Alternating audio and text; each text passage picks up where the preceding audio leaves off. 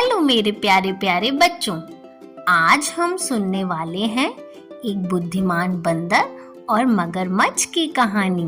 चलिए अब चलते हैं अपनी कहानी की ओर। एक था घना जंगल जहाँ जानवर एक दूसरे के साथ बहुत प्यार से रहा करते थे। उस जंगल के बीच एक बहुत सुंदर और बड़ा तालाब था। उस तालाब में एक मगरमच्छ रहता था। तालाब के चारों ओर बहुत सारे फलों के पेड़ लगे हुए थे। उनमें से एक पेड़ पर बंदर रहता था। बंदर और मगरमच्छ एक दूसरे के बहुत अच्छे दोस्त थे। बंदर पेड़ से मीठे और स्वादिष्ट फल खाता था और साथ ही अपने दोस्त मगर को भी देता था। बंदर अपने दोस्त मगर का खास ख्याल रखता था और मगर भी उसे अपनी पीठ पर बिठाकर पूरे तालाब में घुमाता था। दिन निकलते गए और दोनों की दोस्ती गहरी होती गई। बंदर जो फल मगरमच्छ को देता था, मगरमच्छ उनमें से कुछ फल अपनी पत्नी को भी खिलाता था। दोनों फलों को बड़े चाव से खाते थे। बहुत दिनों के बाद एक बार मगर की पत्नी ने कहा कि बंदर तो हमेशा ही स्वादिष्ट फल खाता रहता है। जरा सोचो उसका कलेजा कितना स्वादिष्ट होगा। वह मगर से जिद करने लगी कि उसे बंदर का कलेजा ही खाना है।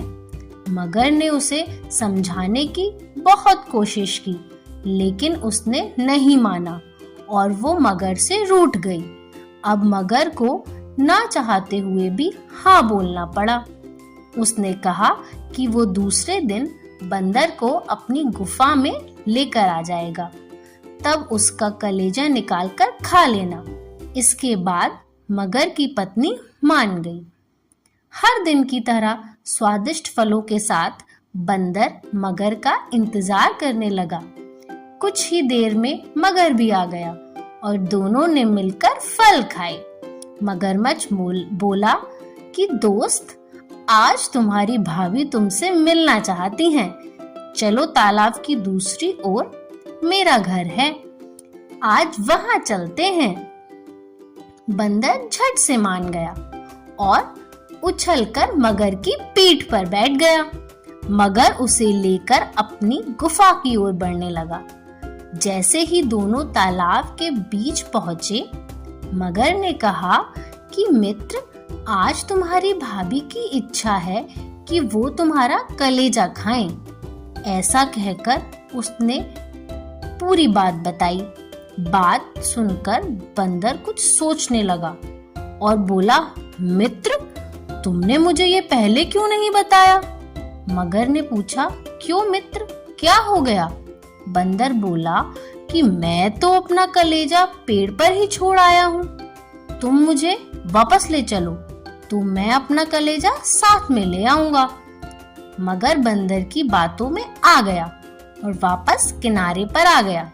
वो दोनों जैसे ही किनारे पर पहुंचे, बंदर झट से पेड़ पर चढ़ गया और बोला कि मूर्ख, तुझे पता नहीं कि कलेजा हमारे अंदर ही होता है। मैं हमेशा ही तुम्हारा भला सोचता रहा और तुम मुझे ही खाने चले थे। कैसी मित्रता है ये तुम्हारी? चले जाओ यहाँ से।